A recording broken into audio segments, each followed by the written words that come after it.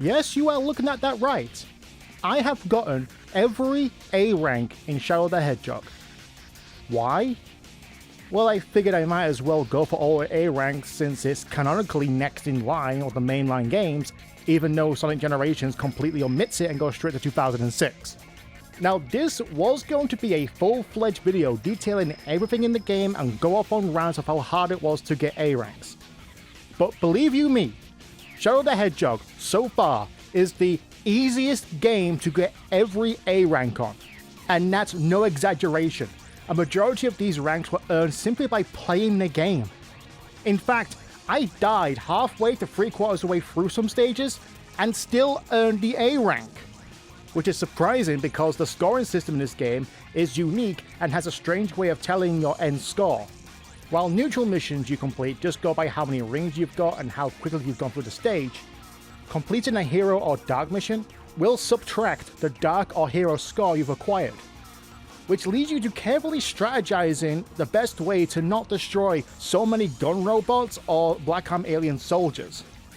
Not that particularly matters because, again, getting the A ranks is surprisingly easy to do.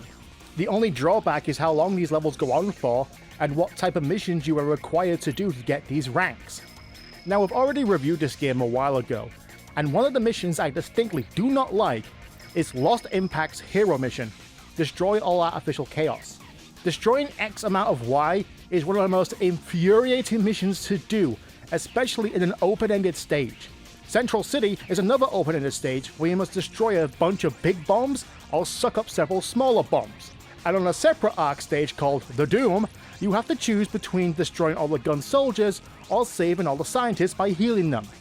The ability to go back to a point in the stage at checkpoints is a genius idea, and you will be doing it because you will miss one or two of these throughout the entire stages that requires you to get X amount of Y. But these do not help in missions where you have to track down and destroy one item, such as the spaceship in Lethal Highway or Eggman's balloon in Iron Jungle. Oh, and special shout out goes to Circus Park, where you have to collect 400 rings and have to restart when you get hit or fall off. Although the final A rank I got was on the hero mission for Hero Path, the bosses are the worst. Eggmans are generally okay. You can literally spam a turret at Eggbreaker within 45 seconds. Defeating Diabolon and Black Doom, however, is a trial of tedium. Between the two, Diabolon is worse because he's practically invincible, so you have to wait until he takes down his shield.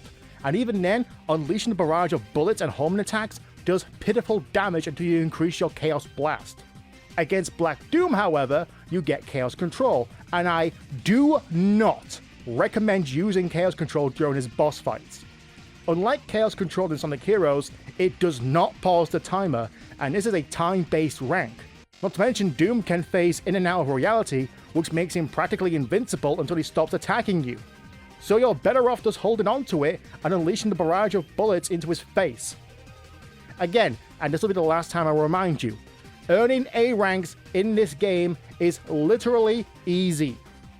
The score requirements in this game are some of the lowest I've seen. The highest I've seen it go is 37,000 for the arc, but considering that's a hero mission where you just rush to the end, getting the highest time bonus means you will get that A rank on your first try if you don't die. Lowest is Mad Matrix hero mission, which requires only 3,000 score. You can get that by simply getting 300 rings. But like Sonic Heroes, getting every single A rank unlocks Expert Mode.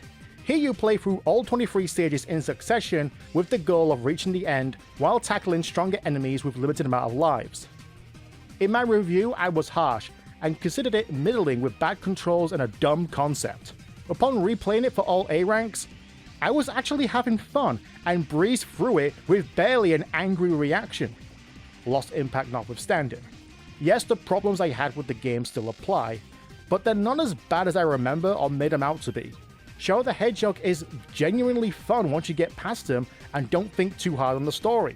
I'm just angry at myself for not being able to do this 20 years ago. Again, I wasn't planning on getting all A ranks in Shadow the Hedgehog, but I'm glad I did. At least before I settle into the abyss that is Sonic 2006.